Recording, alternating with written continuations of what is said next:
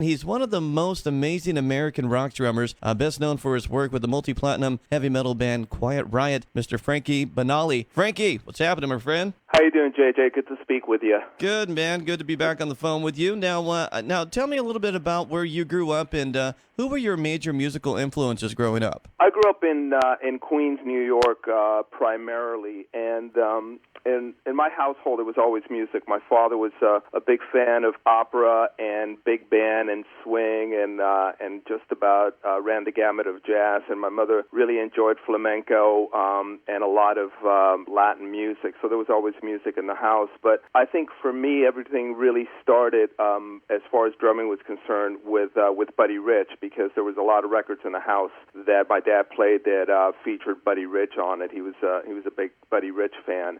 And also Max Roach and Tony Williams and people like that. But where it really took off for me with drumming, as it did for many drummers of my generation, was when the Beatles first hit America, and especially seeing them on the Ed Sullivan Show with Ringo Starr. And I think that's what started the ball rolling for me, or the drum rolling for me, so to speak.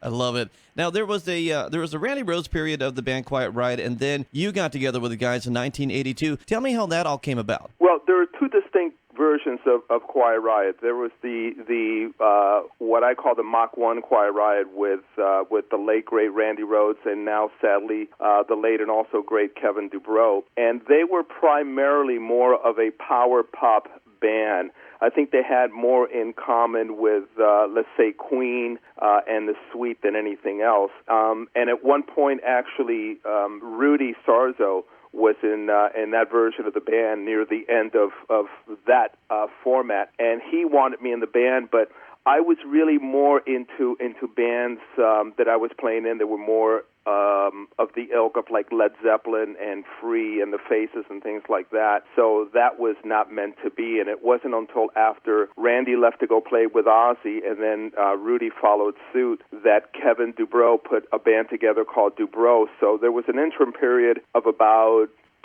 probably 2 or 3 years where there was no Quiet Riot. There was Quiet Riot Mach 1, then DuBrow, and DuBrow eventually morphed into what became the Mental Health era Quiet Riot band. And how did you guys come up with the name Quiet Riot? Did it have something to do with Rick from the British band Status Quo? That is absolutely correct. Kevin had told me the story that he had met Rick Parfitt, I think was his name, and he had a very, very thick Cockney accent, and what he had actually suggested was not Quiet Riot. He had actually suggested Quite Right. But with his Cockney accent, it came out as Quite Right, and Kevin couldn't understand him. Kevin interpreted it as being Quiet Riot, and so it came to be. The Quiet Riot, they released 2 albums just in Japan, correct, at the beginning? Yeah, they released 2 records that were only released in Japan on Sony in Japan, and they're very sought after because of Randy's participation on the records.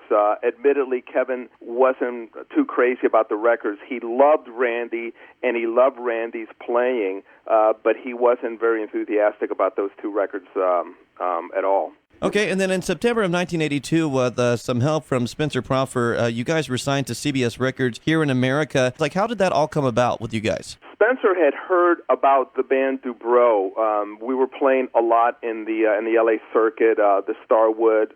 We only played the Whiskey once, oddly enough, but Madame Wong's, all of the club venues around town, and he came down to hear us upon the recommendation of somebody else that had heard some of the demos that we were recording, and that's what really started the ball rolling. And I got to tell you, Frankie, I was a drummer when I was a little kid, and I used to just blare all the Quiet Riot stuff.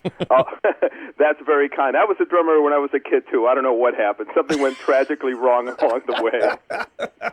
I love it. I love it. Then you guys released the very first metal song to ever make the top 5 on Billboard's pop charts, the great cover of the Slade classic, Come On Feel the Noise. How did you guys say, hey, that's the song we want to record? Actually, we didn't want to record that song. That was really, Spencer Proffer thought that the vocal tone of Noddy Holder and Kevin DuBrow were very similar, which they were. If you listen to it on a broad scale and not really look at it, deeper than that. But there were some definite similarities, and he is the one that wanted us to do the song, but we actually didn't care about doing the song, not because we didn't like the song, but with every new band, you want to record as much of your material as possible. So, Kevin flat out refused to do it, and I said, listen, we can't buck the producer. He owns the studio. It's right. It's his label that's signed to Epic and CBS at the time. And I said, let's just not work on the song at all, and then the day we go in to record it, it's going to be terrible, and that'll be the end of that. So that's exactly what we did. Spencer would call up the rehearsal studio, and he was only interested, are you working on Come On Feel the Noise? And we said, yeah, absolutely, it sounds great, it's coming along really fine. We actually never rehearsed the song or never played it, and so we went into the studio on a normal tracking date because we were recording 3-4 songs a day. Mm-hmm. I actually recorded the whole Metal Health record, all the drum tracks, in a day and a half. But on that particular day, he says, all right, let's get down to business and do Come On Feel the Noise. And Kevin was sitting across from me in the live drum room, just snickering away because he was anticipating the impending doom of Come On Feel the Noise.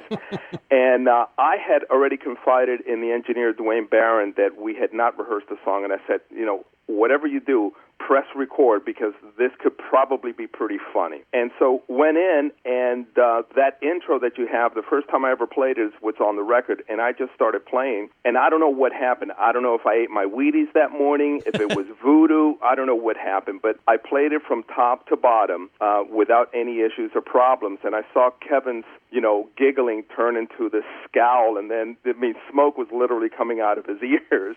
and when we finished, Spencer goes, man, I wish we had recorded that. And the engineer goes, well, we actually did. So he went in to listen to the track, and while he was doing that, Kevin pulled me out of the studio. He grabbed my arm really hard and pulled me out of the studio. He goes, what was that? What were you thinking? What am I supposed to do? And I said, I don't know. I just sat down and I started playing, and it sort of kind of just all fell into place. And he goes, well, what am I supposed to do now? And I said, well, you can always sing as Yiddish. I love it. And he kind of cracked a little bit of a smile, but not much. Not much. I can only imagine. Then, of course, Metal Health became the first American heavy metal debut album to ever reach #1 in the U.S. How did you guys come up with the title track for that monstrous album? I love that track, Metal Health. What's the background on that? That was the title came from Kevin, and the whole idea of the Bang Your Head actually had come from a conversation. We were over at Kevin's apartment one time, and Randy Rhoads was off of a break from playing with Ozzy, and he was in town, and he had brought a pedal board over to Kevin's house because there was some problems with it, and Kevin knew a guy that knew how to work on these things. And during the course of the afternoon, he had mentioned that in England, he said there was this crazy phenomenon of these kids that would come up to the front of the stage, and then he would mimic, the swinging of the head, and he goes, and they'd be, banging their heads, and that is a phrase that stuck with Kevin, and that really was the catalyst for what became that song. And I know by that time, Frankie, you guys, in music history, you guys basically paved the way for a new, stronger commercial viability for heavy metal music. You guys were the pioneers on that. Well, I'm really grateful for everything that happened for Quiet Riot with that record. My contention has always been that there is no doubt that because we were able to go out there and release that album with those songs and have a hit with Come On Feel the Noise, that it made it possible for record labels, managers, producers, booking agents to see that there's an actual market there and a viability. And the reality is business. There was a buck to be made from this genre of music. So while we were instrumental in opening that door, I have always given credit to all the other bands that came on the scene after us because, we definitely smashed that door open and made it possible for others to walk through. But walking through it is one thing. Creating your own success is another matter altogether. So we did it for ourselves, and they did it for themselves.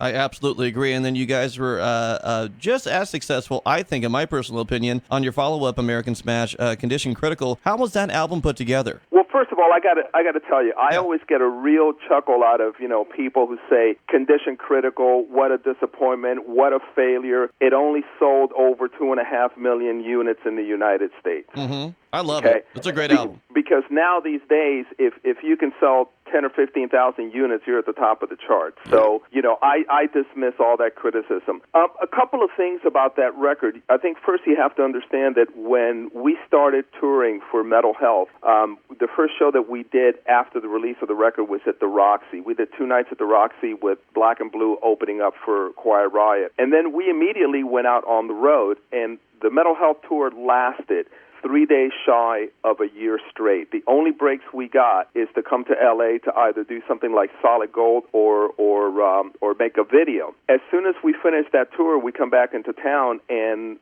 the producer and the label, their whole thing was strike while the iron is hot, and it was to rush the band into the studio. So there was some of that material was written when we were out on the road. Some of it was written here in town shortly before we recorded the record, and there's some great things on it, and I'm very proud of the record. I think that it might have been a little different of a record had we had more time to think about it. We may not have done Mama, We're All Crazy Now, and the reason we actually did it was less to capitalize on the success of Come On Feel the Noise, but more so because Kevin actually liked Mama, We're All Crazy Now more than Come On Feel the Noise, and he thought we should have done that one instead of Come On Feel the Noise. Interesting, and they were both 2 monster hits here in L.A. I know I grew up listening to, KNAC and Pirate Radio and all that. I mean, they were playing the hell out of it. Well, my position has always been that Slade wrote 2 great songs that Quiet Riot made famous. So, we got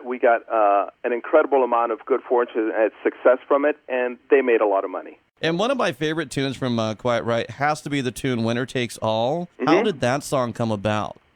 It's really funny about that song. I think that song had, we were already at the point that we were in the studio doing the second record, there was already some of that sophomore backlash that was already beginning to brew with Quiet Riot. And I think a lot of the sentiment in that song for Kevin personally was that winners do take all, that we were indeed winners, that the guy out there that's working his way up from the mailroom and gets to be the president of some company or corporation, it's a winners take all sort of attitude, and if somebody doesn't like it, that's too bad. So what are you guys up to today, Frankie? Are you working on any solo projects, working with Quiet Riot? What are you guys up to?